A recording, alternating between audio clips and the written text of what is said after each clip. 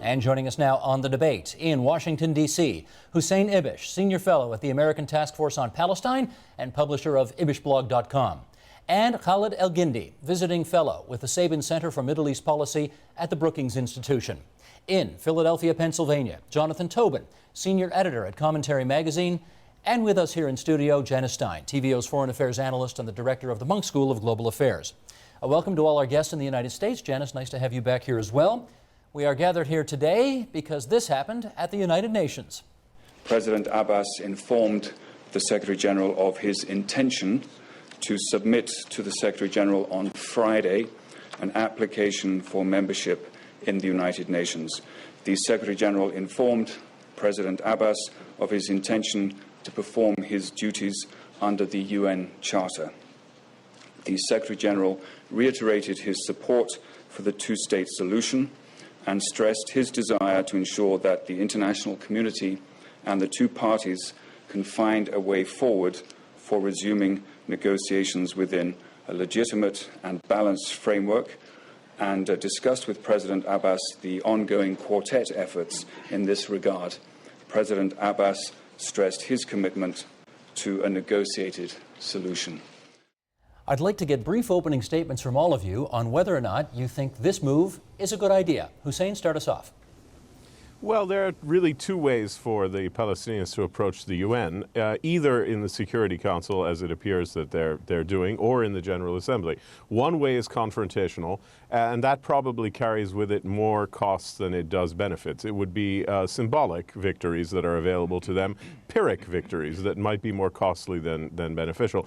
And there's a cooperative way, approaching either of these bodies or any of these processes in a manner that seeks an understanding with the Quartet, with the EU, and maybe even ultimately tacitly with the United States. So it sounds like you support this move. It looks like they're tending towards the more cooperative approach, even though it appears to be confrontational. Okay. Khalid El-Gindi, what's your view on whether you think this is a good idea? Well, I don't think it's a bad idea. I think all the prognostications and the conventional wisdom that this is a train wreck, I think are hugely overstated. There is an element of confrontation, of course, in going to the Security Council, and I think that's quite deliberate on the part of the Palestinians. On the other hand, it doesn't preclude, going to the Security Council does not preclude going eventually, perhaps even as early as next week, to the General Assembly, or at some later point to achieve an upgrade in the status of Palestine at the UN. And there I see even less problem, in fact, because the situation, the status quo, as President Obama and his administration keep reminding us, is unsustainable. And that's why it's so very odd that this same administration is essentially fighting to preserve the status quo. We'll follow up on that as we go along here. Jonathan Tobin, what's your view on this? This is a piece of theater. It is not a way to get back to negotiations. It's a way for Abbas to evade negotiations. He has rejected in the past offers of a Palestinian state when Ehud Olmert offered him one at the end of 2008. He didn't negotiate when President Obama got Netanyahu to enact a settlement freeze last year. He's stuck, and therefore this is just another way to create a little more theater, to divert the world from the fact that his answer is still no. He still doesn't have the power, he doesn't have the leverage to sign a peace agreement recognizing the legitimacy of Israel no matter where its borders are drawn. So we're not going to get anywhere. He's not going to get a Palestinian state from the UN. It can't happen. He can only get it from negotiating with Israel. And until he's willing to do that, it's not going to happen. Janice, do you see this as just theater? No, I think it's more than theater. I think there are two key elements here, and it's a subtle game. It's not about the formal submission of an application to the Secretary General. There are two elements here. One, this is a jolt to the quartet. All the energy you're seeing now wouldn't have happened without this bid, Steve. In that sense, it's a good idea.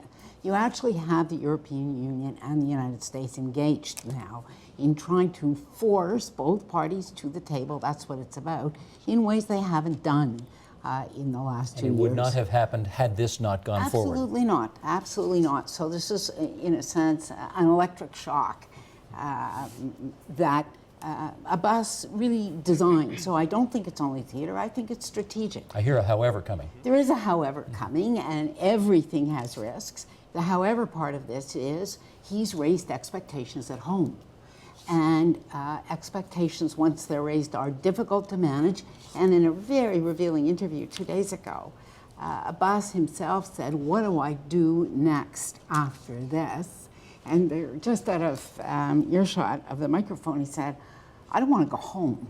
Now, I don't take that literally, but nevertheless, there are real problems because nothing changes on the ground as a result of the submission of the bid, but it could if the big powers weigh in.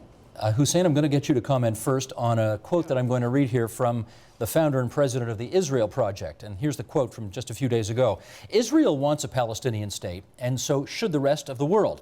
But lasting peace can only be achieved through negotiations that settle all outstanding issues to the satisfaction of both sides with mutual respect and security. By definition, peace is an agreement, and it takes two to reach such an agreement." Same kind of question, just tweaked a little bit differently. If that quote is correct, and I don't hear anybody saying around this table that it's not correct, does this really advance the cause? Well, President Abbas is the first to say that. He says that negotiations are a first, second, and third option.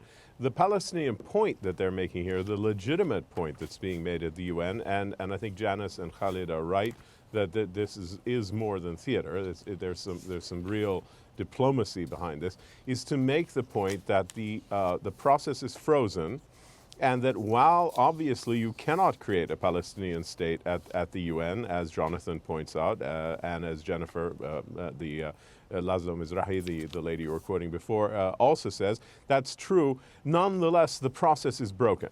And from a Palestinian point of view, they cannot tolerate the status quo because they live under occupation, which has been going on for more than 40 years, and settlements are expanding, and the whole thing is absolutely intolerable, both for the Palestinian people and politically, for not just for Abbas personally or individual Palestinian leaders, but for the whole worldview that is secular and nationalistic and seeks to establish an independent Palestinian state alongside Israel. They're being harassed from their right by Hamas and other Islamists who have a much different agenda, and they're protecting, in a sense, the viability of a two-state solution.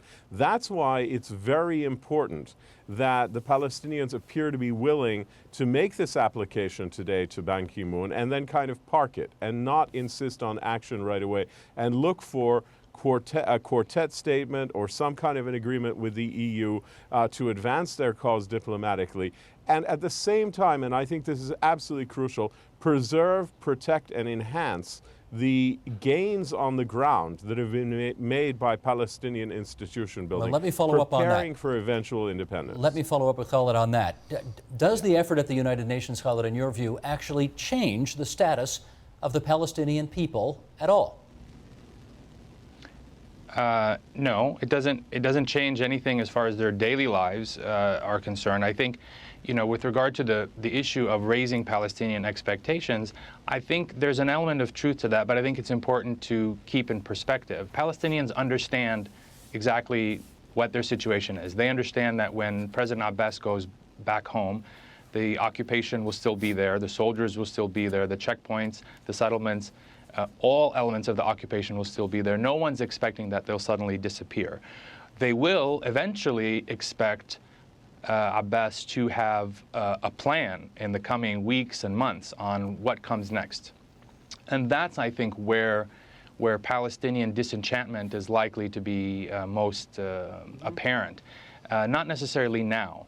I think the real threat on the ground now, frankly, comes from the settlers and others who are sort of taking the initiative on the ground. I mean, we've seen a real increase in attacks by Israeli settlers in the last few days and even today.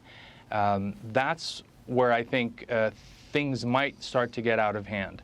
But on the Palestinian side, really, from a political point of view, this is, I agree with Hussein's analysis, but I would go a little bit further. The process isn't simply broken.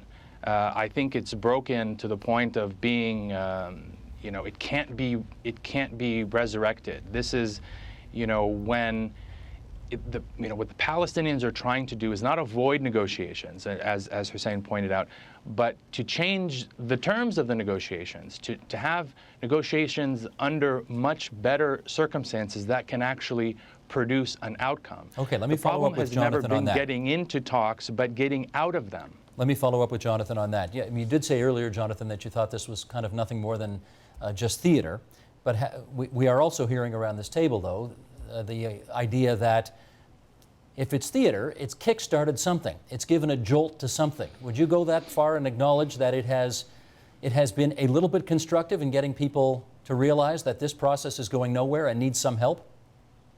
I think that's something of an illusion. I don't know.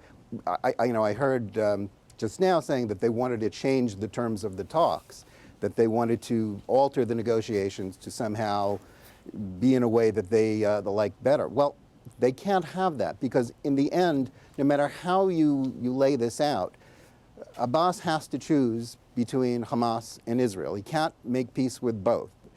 Well, let's just have a little reminder. There already is, in all but name, an independent Palestinian state on Israel's borders, and it's in Gaza. You know, it's run by Hamas. It's a deadly threat. It's more of a deadly threat to Abbas and Fatah than it is to Israel, true. But the idea that Israel will somehow go into negotiations and start conceding on borders, on territory, on Jerusalem, or perhaps even on refugees, even before they sit down, that's not going to happen. Netanyahu has the domestic support to stand his ground on Jerusalem the way he did when he was confronted by Barack Obama. The idea that you can somehow, just by going to the UN, yes, perhaps it's more than theater because it may have consequences on the ground in the West Bank. And consequences, I might add, that are worse for Abbas than they are for any other party here. Let me put this But the idea that just by going to the UN, you can alter the process and make Israel give, when it already has an offer on the table, when Netanyahu is prepared to go to these talks, again, without preconditions, the Palestinians want preconditions to tilt it in their favor, and that's not going to happen. All the talk at the UN won't convince Israel to do that, and it's, as much as Barack Obama would like to accommodate the Palestinians, unless he's sure that they're actually going to go to the talks, he's been disappointed by them throughout his presidency. Okay, let me jump in the sort here of if I pressure can. that Abbas wants isn't going to happen either. Thank you. Let me, Jan, I got a quote for you, Janice. This is Ian Black from The Guardian from earlier in the week, who says, Ehud Barak, Israel's defense minister, has warned of a diplomatic tsunami, but others predict a damp squib. In this view, the maneuvering seems unlikely to deliver more than symbolic recognition of an already widely recognized right. But that may be underestimating the impact, and surprises cannot be ruled out. What's a surprise that you would be worried about here? So, you know, just in answer to that quote, first of all, symbolism matters. And particularly in this part of the world. Yes, it really does. And we haven't really talked about that, but even in the West Bank, the change from Palestinian Authority to Palestine actually matters to the population. So let's not discount wholly the benefit of that. But what are the surprises here? One is you get a return to the table, and a meaningful return to the table. And you heard Sarkozy really talk about that. And we've had 20 years of negotiation. There have been two really good offers on the table.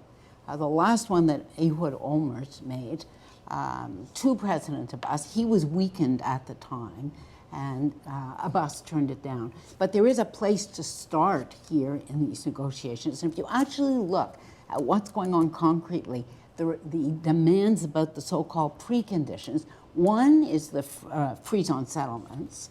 That's not an inconceivable concession to make. And it will be much easier for Netanyahu to make it under extreme pressure than it would be without it, sure. First of all.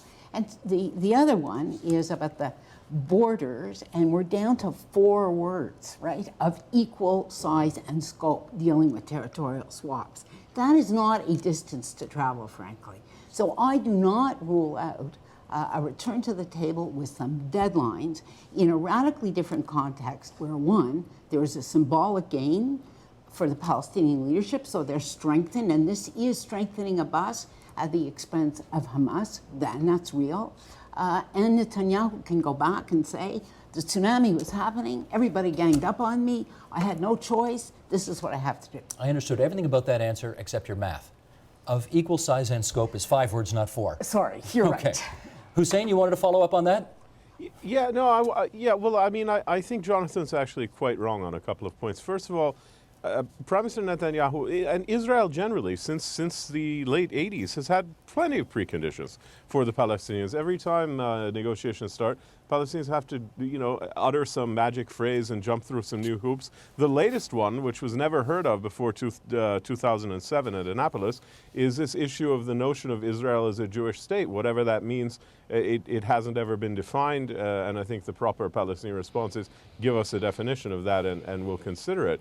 But the point is that the Palestinian nightmare, and this really needs to be appreciated, is a repetition of what happened between 93 and 98, which was they negotiated with Israel for what they thought was going to eventually be their independence in 98. And what happened was the number of settlers doubled from 200,000 to 400,000, and now it's over 500,000. And they can easily imagine a scenario of another decade of fruitless negotiations in which the number of settlers doubles again to 1 million, and then the prospect of an independent Palestinian state becomes impossible. Now, this is unacceptable to them, which is why it's not a matter of preconditions. It's a matter of clear terms of reference. The Palestinians and successful negotiations require clear terms of reference.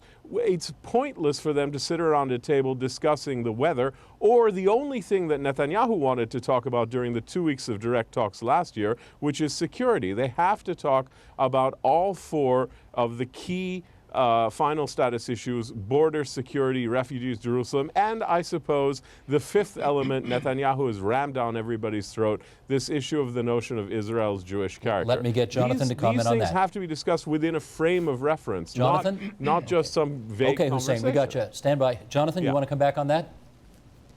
I think what's clear about this is that, we talk about what needs to be discussed, what's on the table. From Israel's point of view, they've been negotiating for 18 years, and what they've got, it's no longer land for peace. It's the idea of land for nothing, because if the Palestinians aren't willing to end the conflict and acknowledge that there is a Jewish state on one side, a Palestinian state on the other, then it's hard to convince Israelis that this process is worthwhile. But more to the point, the reason why there's a quote-unquote right-wing government in Israel is because the left in Israel was discredited not by brilliant arguments by Netanyahu or the right, but by their Palestinian peace partners. The Palestinians have rejected peace. They rejected it. You can talk about what the Palestinian nightmare is. Well, the Israeli nightmare is that they keep negotiating, they keep making concessions, they get more pressure, and in the end, Abbas keeps saying no. Janice Stein. He refused, just as Arafat said no to Clinton and Barack, and Abbas said no to Olmert. Okay, let's hear from Janice. There's no real reason to believe that he's any more powerful and any more of a position Jonathan, to say we got yes than he was before. We got you, Janice. One of the clarifying things about this process, if Britain, France, Germany, the United States actually gets this right, and that's the hope here, that they actually do get it right this term, is that the preconditions will be clear and public, and the onus within a time frame for who says no to what will actually be visible. And that has not been the case. So there will be and that's a change too that comes out of this. So there will be a frame. Let's take this famous issue of Israel as a Jewish state, which Hussein alluded to.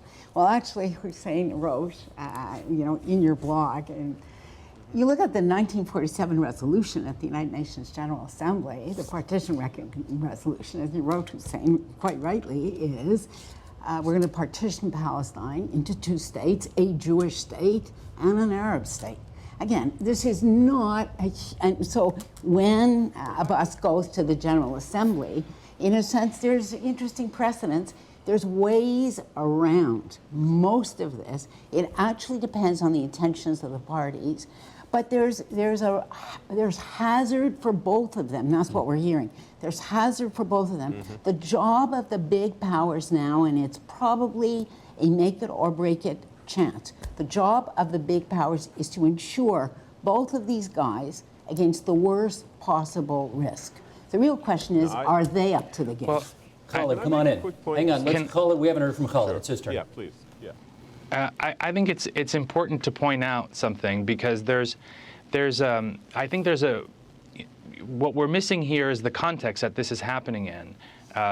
All the talk about offers and actually I was at Annapolis. I was part of that process, and Olmert didn't actually make an offer that Palestinians could consider. He refused to give President Abbas a map. And President Abbas didn't turn it down because there was nothing to turn down. He asked him a series of questions that were never clarified about what the proposal actually meant. So that's important to clarify kind of, I think, the historical record. As far as where we are today, a lot of what we're hearing is really, I feel like we're in a time warp. I mean, this isn't 1995 and it's not 2005. A lot has changed in the region. A lot has changed in the conflict. The fact is, for Israel, from a strategic point of view, President Abbas is probably the last best hope for Israel in terms of a two-state solution. The real threat to Israel down the road, Israel as a Jewish and democratic state, doesn't come from Hamas, and certainly doesn't come from Abbas and his Fatah party. It comes from the next generation, because that's what Israelis have to look forward to. If they don't seize this moment and sign and find a way to arrive at an agreement that is equitable and not simply imposed on Palestinians because they're the weakest party, but that has to be acceptable to all of a consensus of Palestinians who also have political constituencies to deal with. If that doesn't happen, then what Israelis have to look forward to in the coming period is boycott, divestment, and sanctions, and a generation that isn't wedded at all to a two-state solution and will not be demanding statehood, but in fact will be demanding equal rights as citizens of an Israeli state. Hussein, and that's the future. Okay, let me put, I want to put, stand by, I've got a question for you here, Hussein, which is I want you to put the microscope on the two main factions within the Palestinian people right now, and tell me whether you believe the presentation of this letter by Abbas, by the Palestinian Authority, now gives him a bit of an upper hand in his relationship with Hamas. Temporarily, for sure, and Hamas has discredited itself by its mismanagement and misrule in Gaza.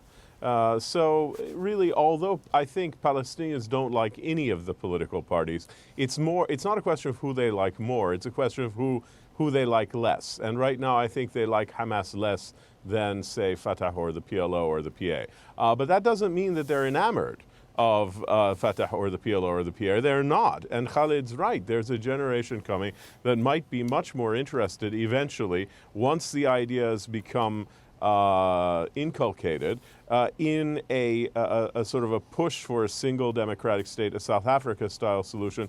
That's theoretically possible, and that's a real threat to the Israelis.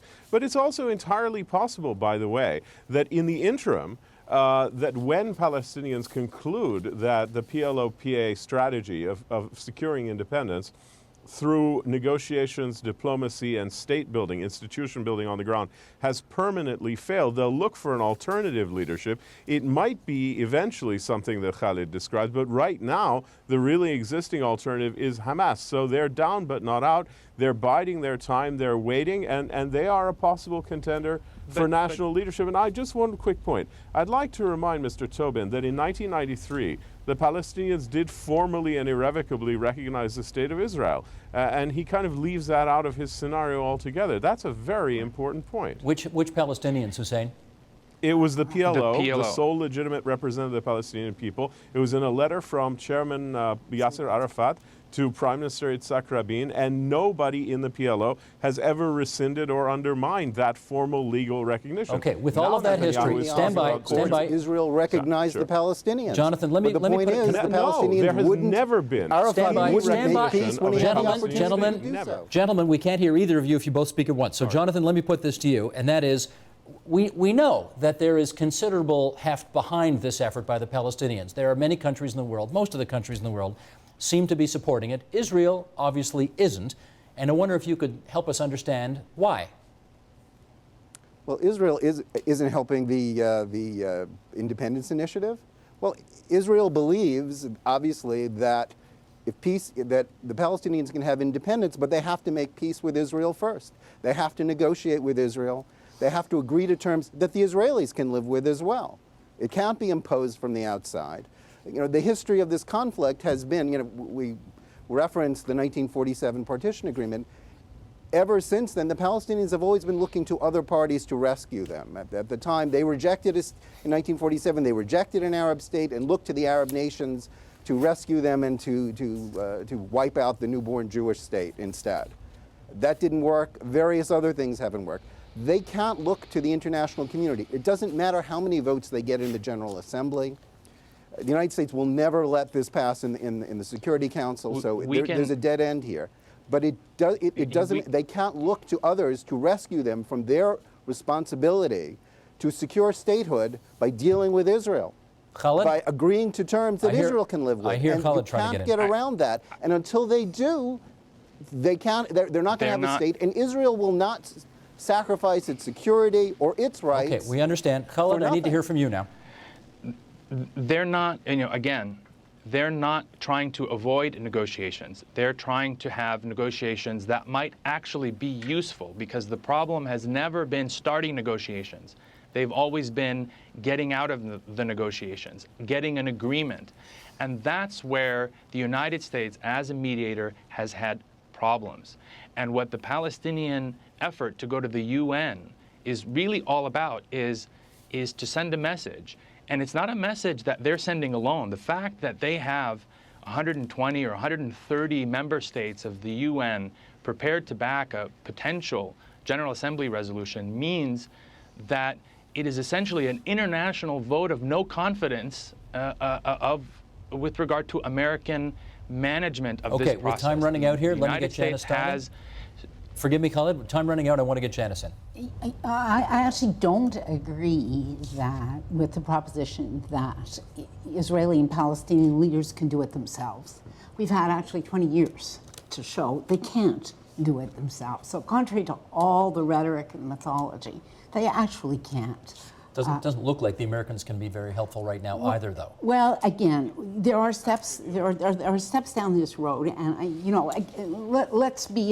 let's take a moment to indulge in some optimism here. All right, it doesn't hurt that with the British and the French and the Germans, who are a key part of these negotiations that are going on intensively right now in New York, they actually set up a process and push hard on both sides, because that works for everybody. That gets the United States off the hook, it gets Impasse off the hook, and it gets Netanyahu off the hook too.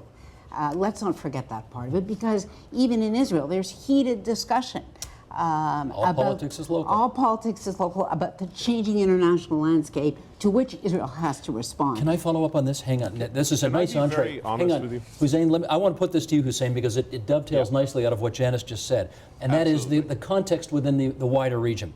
Turkey, as you know, is flexing its muscles. Iran is worried about its influence right now. Saudi Arabia is playing around behind the scenes. Egypt is trying to find its footing in a post-Mubarak era. How does this Palestinian announcement that we're talking about tonight fit into the larger regional narrative? Well, I mean, definitely, in a sense, it frightens the Israelis and reinforces Netanyahu's obsession with security at the expense of everything else, including peace. So a very short-term, narrow-minded vision. on the one hand. On the other hand, the defense establishment, national security establishment in Israel is very worried, and they should be. They used to have a good relationship with Turkey and with Egypt, and it's fraying. They're becoming very isolated, so they have to be extremely concerned. And all this talk about negotiations is right in the sense that in the end, there's no other way to get peace and have a Palestinian state and all of that stuff without a negotiated agreement. But the harsh truth is that under the present political circumstances, we are not going to have successful negotiations, at least until after the next presidential election and possibly the re-election of Barack Obama, where he could actually do some bold things. Until then, the United States, which is still the indispensable broker. There's nobody else powerful in the world vying for that role. France maybe, but France alone can't do it. The UN really isn't capable of doing it. This is still an American game. Let me put that number. We're not going to have. So what we need to do is make sure that the conditions on the ground are acceptable enough to the Palestinian people that they can tolerate this period of waiting, which we're going to have to do okay, for stand by. the negotiations. Jonathan, I want to put this again. to you. I want to put this to Jonathan. Pew Research Center in your country did a survey, said Obama's handling of the Israel-Palestine conflict received 29% approval, 69% disapproval. If we have to wait 15 months with a relatively weakened, not influential American partner in the Middle East, what does that portend? I think it's foolish to say, well, we're waiting for 15 months for Barack Obama to be reelected, and then he'll put the screws to Israel. Number one, I doubt even a reelected Barack Obama could or would do that. And if we're going to go into this proposition with this being the open thought that, well, just let Obama be reelected and then he'll handle the Israelis, that's not going to help his reelection. The fantasy here is the idea that at some point in the future, the United States is going to drop Israel, or that even that Barack Obama will do something. The United States has Israel's back. Even Barack Obama, who is clearly the most friendly president that the Palestinians have ever had. It's certainly reflected in Israeli public surveys and in the disquiet among many supporters of Israel in the United States. Even he is not going to do that. And he's not going to do that for two reasons. Yes, the American people are strongly supportive of Israel and will not, frankly, tolerate. The Congress won't tolerate it. They won't tolerate Israel being thrown under the bus. Secondly, I'm not talking about Obama is not going to do it unless he knows that Abbas will actually sign an agreement. And the bitter experience, we've been hearing a lot about the broken romance between Abbas and Obama in the last week before the UN meeting. It happened not because Obama was insufficiently supportive of the Palestinians, it was because he was disappointed by them, as every president and frankly every Israeli prime minister who's tried to make peace. Let me get, stand by, we haven't heard from Khalid. Either. Hang on, Hussein, I need to hear from Khalid. We got about 2.5 minutes to go. Khalid, weigh in on this, please. I mean, I don't even know where to begin, really. I mean, we're hearing a lot of the same, it's really rhetoric. I mean, what this comes down to is, I'm not entirely sure that this Palestinian leadership, in the context of the quote-unquote Arab Spring, and in the context of the situation on the ground being unsustainable, these are the words of the current administration, whether it's in Gaza or the West Bank, the status quo is not sustainable. I don't think we can wait 15 months. And frankly, there's no guarantee that President Obama will be reelected given the environment in the U.S. and the economic conditions and so forth. And so if we have to wait for another possibly 8 years, then at that point I think it's far too late. And I think this is the calculation that the Palestinians have made, which is that we're not going to gamble our future on the possibility that in 15 months, maybe Obama might have some leverage and might be able to deliver the goods on this. And so what they have simply decided is the United States cannot, by virtue of its domestic politics and other constraints, be the one to deliver the goods on this. And so therefore, we need to take this elsewhere. Certainly the United States has a very important role to play, probably even a leadership role, but it cannot continue to monopolize and have exclusive control over this process because it simply doesn't work. We also, Janice, should point out that with about a minute and change to go here, I don't know if you watched the Fox debate last night with all the Republican contenders, but if a Republican becomes president, All those candidates last night had Israel's back in a major way. You know, I can't help saying this because it's almost an eerie reminder of the period before Taba, right? And there were discussions about who was going to gain if, in fact, George Bush was elected or Al Gore. And I remember listening to those conversations in the pre-negotiations that were going on the side of Taba and thinking, oh my goodness, these estimates are all wrong. There's a window now, that's the point. And I'm less pessimistic than my three colleagues here. There is a window now. It's the United States, but it's the United States plus. It's not the United States alone anymore for good reason. But this is the moment, and I really think this is true, this is 20 years into it, this is the moment for the big powers to set the terms of reference, turn to both and say, yes or no, guys, and make public the naysayers. Gentlemen, we give the lady the last word here. We got to go. That's our time. Can I thank Hussein Ibish from the American Task Force on Palestine in Washington, Khaled El-Gindi from the Brookings Institution in Washington, Jonathan Tobin from Commentary Magazine in Philadelphia, and Janice, to you two here in our provincial capital. Thanks so much for this discussion, everyone.